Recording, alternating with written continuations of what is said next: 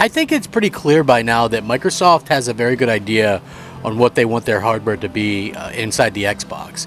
They've made it very clear that they've made that a priority, especially given the lackluster Xbox One launch, where that console was just incredibly weak, and we saw that it was incredibly weak, and it was a real problem going forward.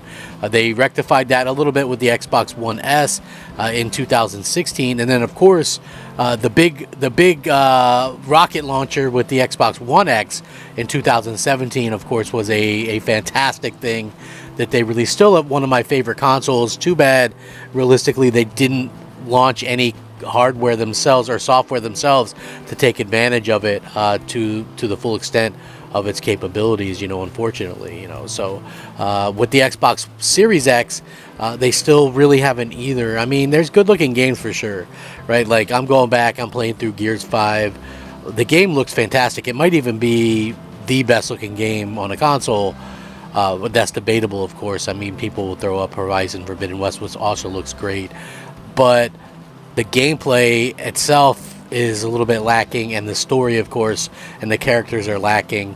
I've never beat the game still, right? Like, I've been very honest about that. I didn't like the direction that they took with, the characters and things like that.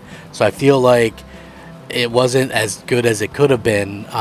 But you know what? It kind of is what it is. Hopefully in the future they can maybe reboot that franchise or something. But this is really more in line with Microsoft kind of taking that extra step, and people made fun of them when they came out and announced this bit of news, and when they talked about this originally, I think a lot of people kind of took it as a thing where, we gotta wait for this for Xbox or wait for that for Xbox, when the reality of the situation is Microsoft knows what they're doing, and when it comes to the hardware, they have a scheme, they have an idea, they have a plan, and that's very important when you think about it, because clearly you're fighting against Sony, who is one of the top, competitors in the world when it comes to video games. So they've done a fantastic job of making sure that this news right here makes some of the waiting and the wait for tools it makes it that much easier to swallow, a easier pill to swallow, in my opinion.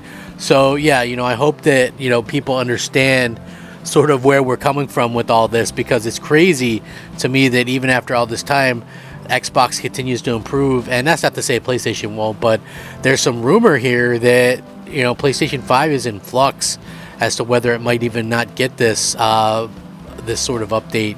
So we'll see what happens, but it's interesting, and I'm going to get into it and talk about it. So why don't we go ahead and get started? We can do that right now. Even though I covered this the other day and I talked about it a little bit, I still think it's very interesting that it looks like Sony might not have a stake in this, and they might not be able to match what Microsoft is offering. And this is a little bit more about games looking better and playing better thanks to FSR 2.0. And I covered that the other day, but this is very interesting because this was a new article that just came out, and I kind of wanted to talk about it. So Xbox gamers are going to soon receive a big performance boost thanks to AMD's FSR 2. This upgraded upscaling tech is now available in the Xbox GDK. It means developers can start implementing it in Xbox Series X and S games, AMD recently announced in their community blog. We've known that the boost was on its way since March. Now that the tech has landed in the Xbox Game Developers Kit, hopefully it won't be too long before we see it supported in released games. It's actually short for Fidelity FX Super Resolution. It's already implemented in some PC titles. Early adopters of the upgraded tech include Deathloop and God of War. However, AMD's latest announcements means FSR 2.0 is no longer locked to the PC platform as it was before.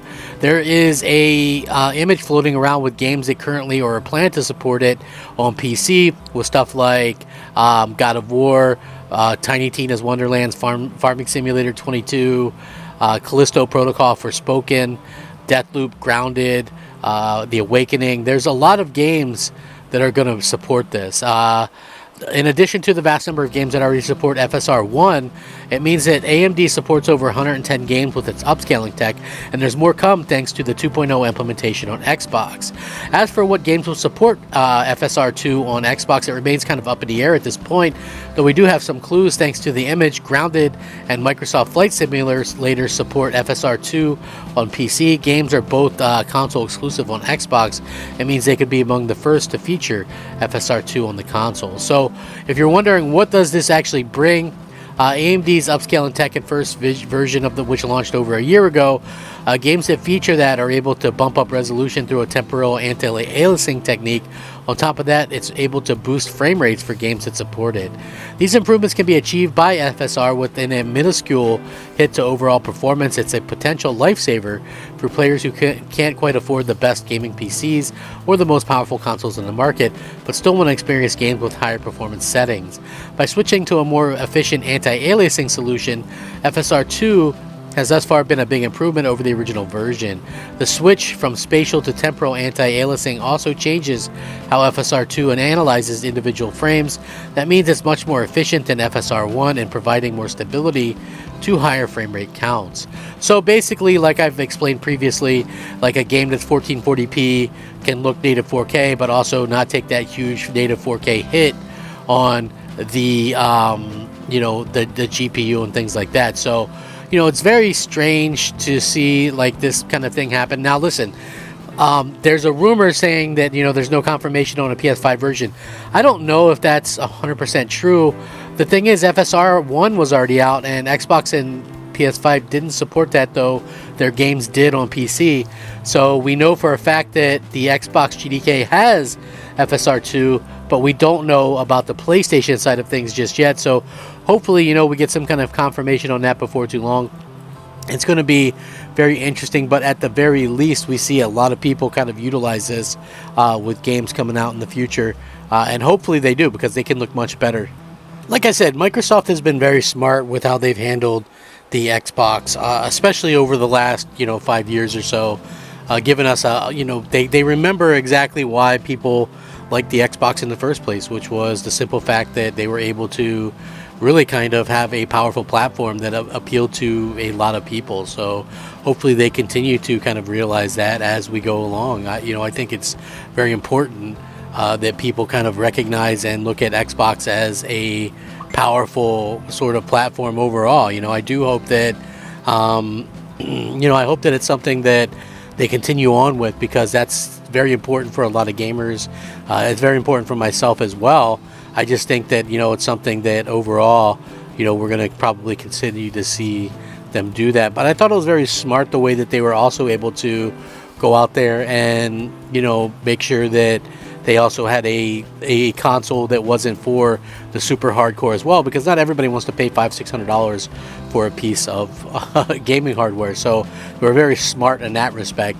But what do you guys think about this? Like the rumor going around that Sony can't implement this into the PS5 for some reason. Maybe it's because they don't have the full RDNA 2 or whatever. But it's very interesting to say the least, and I saw a lot of people talking about it, so I thought it was definitely worth covering.